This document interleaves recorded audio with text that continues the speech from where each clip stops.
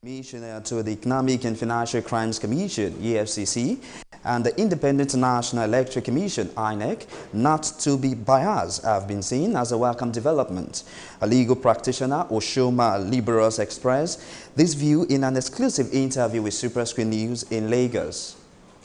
The ruling by Justice Adebukola Banjoko, which sentenced the former Plateau State Governor and 7th Senator Joshua Dariye to 14 years imprisonment on charges of criminal breach of trust and misappropriation of over 1.16 billion naira belonging to the state, has been lauded.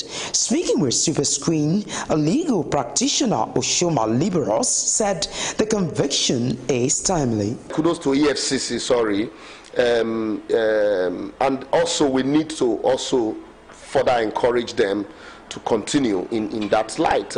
These are matters that started long ago. This administration inherited them and then took decisive steps to ensure that they are concluded at the court of first instance, and so we want to see also more judges take decisive steps to conclude other ones that are in their court, irrespective of when it started, whether it was in the previous administration or in this administration. Kudos should go to EFCC because they have been the one prosecuting the matter right from when it started, and then they should take credit for it. But we want to see more bite. We want to see less of noise about prosecution and what EFCC is doing and what they are not doing. He was also quick to commend the British High Commissioner to Nigeria, Paul Arkwright, for advising the Economic and Financial Crimes Commission, EFCC, and the Independent National Electoral Commission, INEC, against bias ahead of 2019 election. It's very timely because we have seen situations where people who, since the president declared his interest, to run, we have seen situations where government agencies are trying, security agencies are trying to undo themselves in reining in anybody that will pose a threat, to the president's 2019 ambition. And so to that end, the EFCC being an independent body, the British High Commissioner is calling on them to try as much as they can to be unbiased, to also collaborate with INEC to ensure that there is no vote buying. On the call for the removal of INEC chairman to achieve free and fair election in 2019, Liberals challenged the present administration on transparency. That's one problem I have with this administration. These are people, when they were in opposition, they mounted pressure on the previous government on how we can have a truly independent INEC, that the chairman should not be somebody who is nominated and appointed by the president, that waste panel reports should be revisited. But unfortunately, I'm surprised that they are in government now, and they became very cold and silent on the recommendations of the waste panel report, especially on the appointment of INEC chair, that the political party or stakeholders should at least nominate 3 persons who would pass through screening process, and then the president can pick one. But what we saw was the president unilaterally appointing somebody the way it's been, and there's been no debate about it. If the maxim of he who seeks equity must come with clean hands is anything to go by, then the present administration of President Muhammadu Buhari is expected to practice what they preach. Adinke Woye Ajiboye, Superscreen News. President Muhammadu Buhari says the major goal of his administration cannot be effectively achieved without cordial relationship between Nigeria and our neighbors. According to a statement by Special Advisor on Media and Publicity, Femi Adesina, the president spoke while receiving the outgoing ambassadors of Ethiopia and Turkey at the presidential villa, Abuja. President Buhari said Nigeria under his watch will continue to deepen relationship with our allies, particularly those with whom she shares mutual beneficial interest. He also said security and economic development are crucial to any country, and that was why he visited Nigerians' immediate neighbor after he assumed office in 2015. Ekiti State Governor Ayodele Fayose and Edo State Governor Godwin Obaseki has called on the enthronement of peace and justice in the country as Muslim faithful mark the end of the Ramadan period and celebrate the Eid al-Fitr festival. Fayose will disclose these through his Chief Press Secretary, Idowu Adelusi, urged Muslims to imbibe the lessons of self-denial and sacrifices the Ramadan teaches the faithful. Obaseki also urged Muslims to sustain the values of Ramadan and support a prosperous state where everyone can achieve their dreams. The Edo State Governor also advised Muslim faithful to see the period as an opportunity to deepen their relationship with Allah, promote a life of sacrifice, charity, and love for one another. Benue State Governor Samuel Otom has expressed support for former Edo State Governor Adams Oshiomhole to become the national chairman of the All Progressive Congress (APC). Otom disclosed these when Oshiomhole visited him at the Benue State Governor's Lodge, Abuja. Otom said, a former governor, the contender has the requisite pedigree, antecedents, and experience enough to effectively run the affairs of the party at the national level. He described Oshiomhole's decision to contest for the position as a welcome development, especially as the Nigerian Governors Forum has adopted him. The governor urged Oshiomhole to use his expertise to reposition the party for the progress of the country and the deepening of the democratic process if elected. Now to Rivers State. Rivers State Governor Nyesom Wike says he has received assurance from the heads of security agencies in the state and that adequate measures were in place to ensure a peaceful local council poll on Saturday. A media aide to the governor, Simeon Nwankadu, who disclosed these in a statement, said that the government would hold the security agencies professionally accountable should insecurity be experienced in the state in the course of the election. The governor also urged community leaders and the members of the public to be alert and report suspicious characters and movements in their neighborhoods to law enforcement agencies. Wike, however, expressed happiness with the assurance by the Rivers State Independent Electoral Commission, RVSIEC, that it will conduct free, fair and credible election come Saturday. In Nasarawa State now, 230 thief farmers have been reportedly killed by gunmen suspected to be Fulani herdsmen in Doma, Kena, Awe, Obi and Lafia local government areas of Nasarawa State. The interim president of Manzuag, Thief Thomas Gad, disclosed these to journalists on Thursday in Lafia, the state capital. He said farms and farm produce are devastated and currently in shambles. Gale also said the destabilization of the thief communities had negatively affected the social and political status of the thief in the state. This is Superscreen News at 10. We'll take a break, and when we return, we'll bring you business news in just a moment. Stay with us.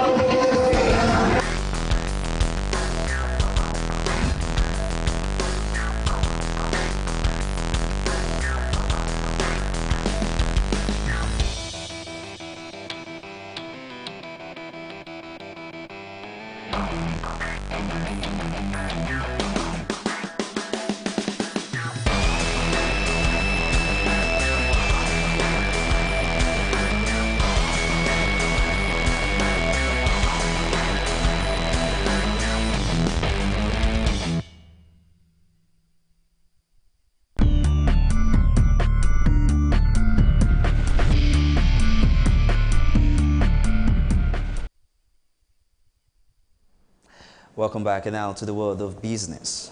Latest data from the Central Bank of Nigeria (CBN) shows that the nation's foreign exchange reserves has increased by 2.023 million in 6 days to Wednesday.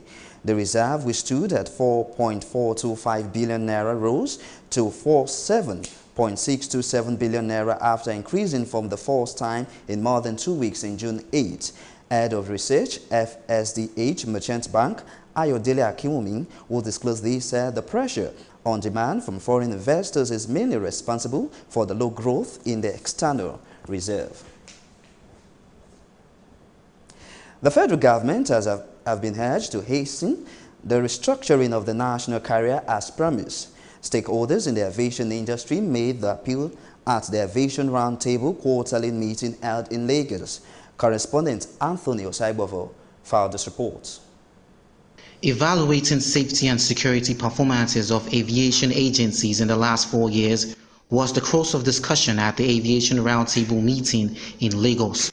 These stakeholders also made a review on Key Performance Index (KPI) in the sector, the Nigerian airlines and safety measures put in place to curb insecurity.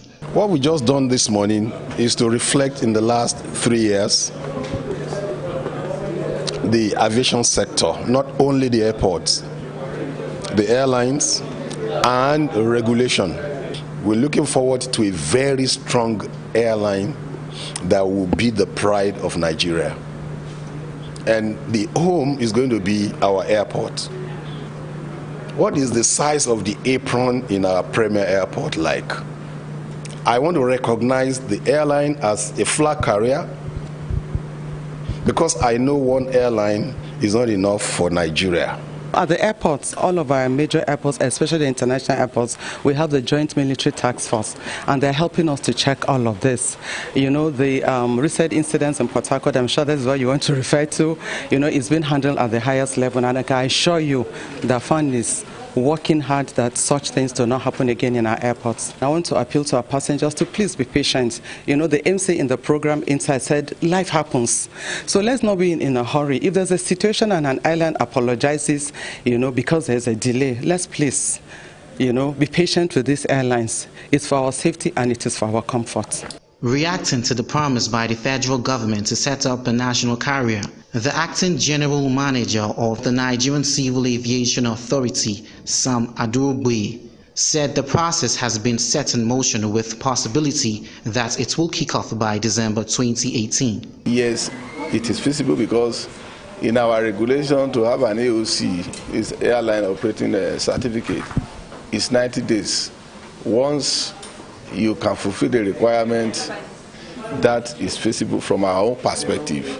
In the last 1 year, no accidents, zero, of course 3 years running. It doesn't mean that there are no incidents, there are occurrences, but we're talking about accident with fatalities is zero. So that is the essence of our existence, having safe operation. But of course, we talk about increase in passenger movement. That is what we have, facts and figures. We have increase in aircraft movement, we have increase in passenger movement, we equally have increase in number of personnel being employed in the industry. We should be able to have an airline that oversees to the interest of all Nigerians. I believe that with the introduction of the national carrier, there should be an improvement in that regard, because the government needs to give relevant support to the domestic carrier, e.g. by making the environment a conducive one for them to operate and not just treat it like any other sector. If the civil aviation sector is a critical element in Nigeria's transportation system, expectations are high that the federal government will invest in this sector to aid economic growth. Anthony Osaibovo, Superscreen News.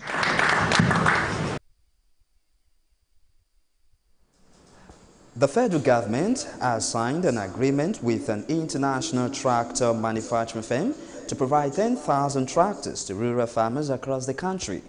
Minister of Agriculture and Rural Development, Audu Ogbe, who disclosed this, said the project will ensure effective delivering of the tractors to farmers in the 774 local government areas of the country through the 2,500 agricultural equipment hiring enterprises to be established in the respective locations.